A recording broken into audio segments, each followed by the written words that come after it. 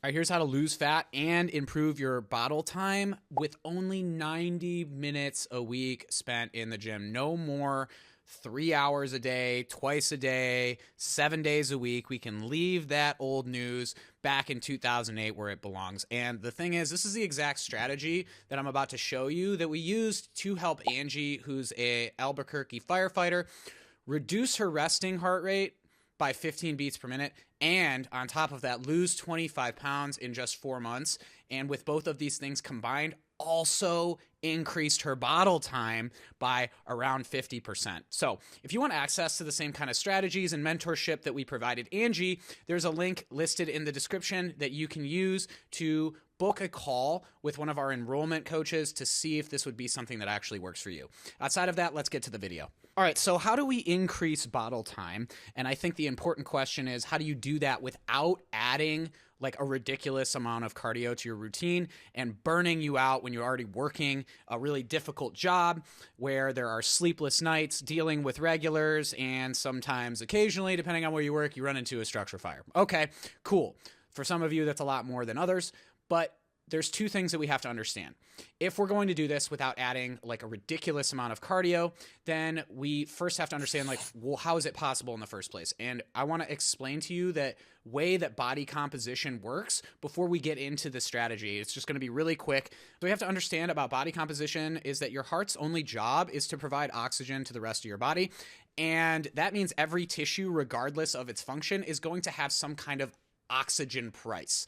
And that includes body fat. So if you have excess tissue, then your heart has to work to keep that tissue alive regardless of function. When we know and talk about body fat, really its only purpose is as an energy reserve for later. It's not helping you lift more. It's not helping you perform better, regardless of what the senior guy on your shift says. Having more mass and more body fat is not going to be more functional and make you stronger. It's just not going to.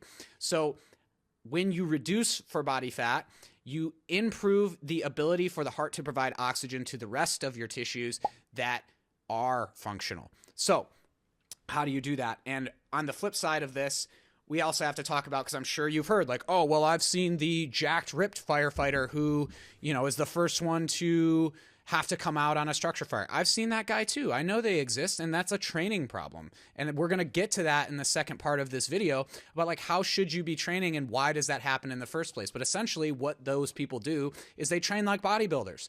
They train in a way that increases muscle size without increasing the efficiency and the strength of those muscles. So they demand more oxygen, but they don't have better output. So that is how that happens. And if we're going to reduce the amount of body fat that you have, then the first thing has to be you have to have a strong nutritional strategy that actually makes sense for being in the fire service, that works with communal meals and will enable you to do it without completely depriving yourself of energy. The nutritional strategy that Angie used was a combination of just focusing on calories and protein. The calories that she ate at was her goal body weight times the number 13. It wasn't more complicated than that. Don't make it more complicated than that. In fact, you will see that there is a much higher degree of success when you simplify things and you focus on doing less things, but you focus on the things that you are doing to a better degree. That is the first piece. Second, after that is going to be the amount of protein that she ate, which was just her goal body weight times the number 0.75. That's how many grams of protein she ate every day. She didn't worry about obsessing over carbs. She didn't worry about counting her fats. She worried about those two metrics and saw amazing results by losing 25 pounds and combining it with the strategy that we're going to get into. So if you want to first consider how can I do that, how can I improve bottle time without actually having to do a bunch more? How can I lose weight in the process without adding more cardio? Then you should consider at least this side of the nutrition spectrum and combine it with the firefighter performance pyramid, which is what I want to talk to you about now when we talk about what's the method. How do I do this in a way where I'm going to lose body fat and improve bottle time with only 90 minutes a week? So we have this firefighter performance pyramid, and you'll notice at the very bottom, what we're doing is we're taking recovery, which is usually like in most people's diagrams, in their considerations, is not even a part of the process. or if it is, it's like one of the least important pieces, we're going to take it and put it at the bottom, because if you're a firefighter, you understand how taxing this job can be on your life, especially when you're juggling it with other responsibilities. What most firefighters are missing is the most important piece, which is how you recover both your central nervous system and your musculoskeletal system. So don't burn the candle at both ends, and don't try to work out 5, 6, 7 days a week when your recovery is already taxed just by virtue of the lifestyle that you have, especially when it compounds over the course of 20 or 25 years. So we have to understand that is our first priority. We're not going to work out 6 days a week. We're going to work out twice a week for 45 minutes at a time, and we're going to optimize for the law of diminishing returns.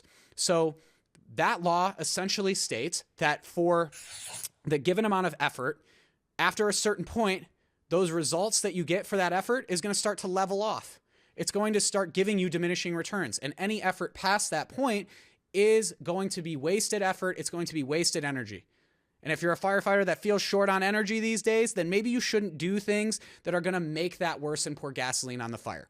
The point of good recovery is that you come back stronger every time, and then you're always able to break through your limitations. And the good news is that that's possible so long as you have a lifestyle and a system that is going to enable you to recover correctly, appropriately. It just means you have to do it in a way that is specific to what you have, not what the influencer with 1 million followers has, who tells you that you should eat the carnivore diet and do cardio 18 times a week. No, you need to have something that works for the lifestyle that you have by people who understand what it's like to walk in your shoes. That is what recovery is about. Let your body come back stronger, give it a little bit more grace, and watch what happens when you actually take care of it. After that, we have to talk about the next rung on the pyramid, which is movement. Now, it really stands for mobility, and it is genuinely the piece that most people, not just in firefighting, but in the fitness space in general, they miss. The whole concept is, instead of adding more volume, why don't you just spend less energy on the movements you're already doing? All right, so let me explain this. Let me try to paint this picture for you. When you move better, more efficiently, you spend less energy per movement. When you have access to greater ranges of motion and your body doesn't have to strain as much to access those ranges, you spend less energy doing every single action. We're taking this down to its structural components, and we're just making the machine itself more efficient. I'm not going to add more volume. That is a way to improve your VO2 max, but wouldn't you rather just move more efficiently? Be more conservative with those movements, not have to try so hard to do every single thing. Imagine if you were going and doing overhaul and you only spent 75% as much energy as you normally do. How much longer would you be able to do that activity before your bottle time ran out? Right? And that's a conservative estimate. What if you could just do the things you were already doing, but every motion was easier because you have better body composition and because your joints and your muscles are actually moving in alignment with how they were designed to move as a human being, doing the activities that firefighters do. Imagine if you only spent a fraction of the effort dragging a patient out through the front door or carrying one out on the tarp that was 450 pounds. Still going to be difficult? Sure. But what if you didn't have to spend as much energy as you currently do? The answer to that, and what so many people are missing, is going to be that they don't have the movement quality in place before they focus on other factors when it comes to the physical activities that they do. So the next rung on the ladder is focus on your mobility, focus on your range of motion, and focus on your movement quality so that you can be as efficient as possible with those movements. Once that's in place, we can talk about the next thing, which is strength. And you shouldn't consider strength until your body is moving correctly. Why would you try to build strength from poor positioning?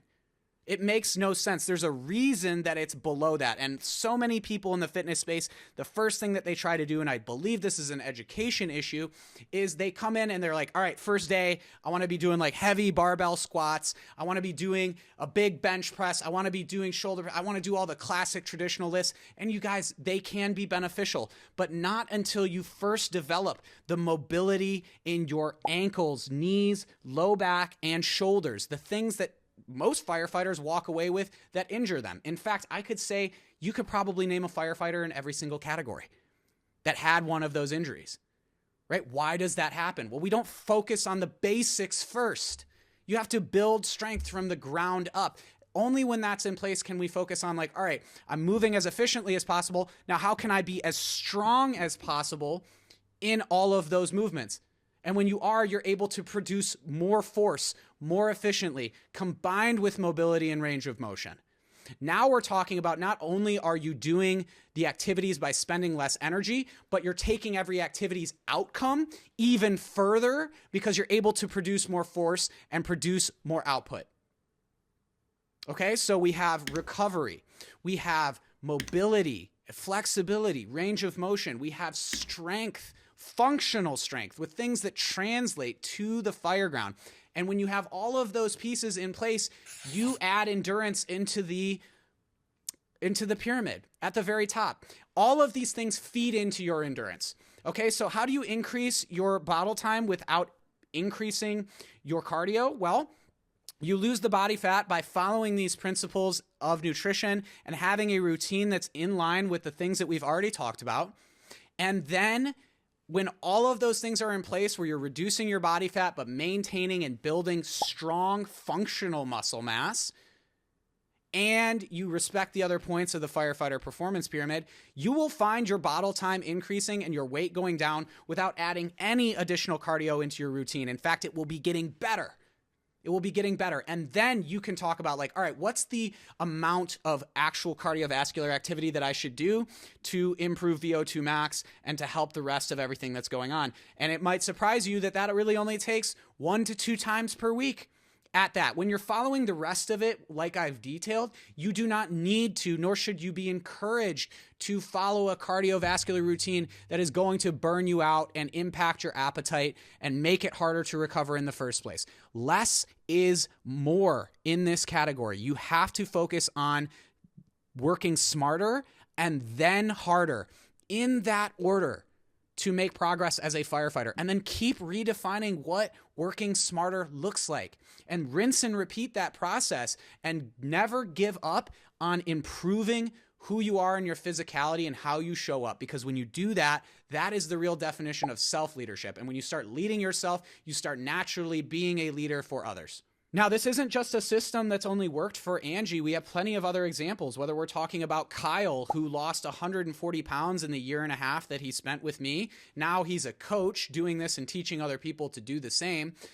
He was not only able to lose that weight, but he's kept it off since. That's even more important. He works out in Metro Detroit. All right, not only has this worked for Angie, but it's worked for a lot of other firefighters too, whether we're talking about Scott out in Metro Detroit. Scott is a firefighter who signed on for this program, was able to lose 20 pounds in his first 3 months. And on top of that, he's got kids and he's super busy as the president of his union. Or we could take Ashley as an example, who was able to gain an incredible amount of muscle mass, improve her bottle time, and have more balance in life with the child that she has to support while running her own business. All of these people are examples of using a system that made sense for them because it was a part of the lifestyle that they had. For so many of us, that is the missing piece. You just need to follow a lifestyle and a system that is designed for people like you, not the influencer crowd, not fitness trainers at Gold Gym, the people who understand what boots on the ground doing the job actually feels like and actually does to you. So if you want to see what it's like to be a part of a system and a community like that, then one more time, you can find the description to apply for a mentorship in the description below. And outside of that, I'll just leave you with one thing.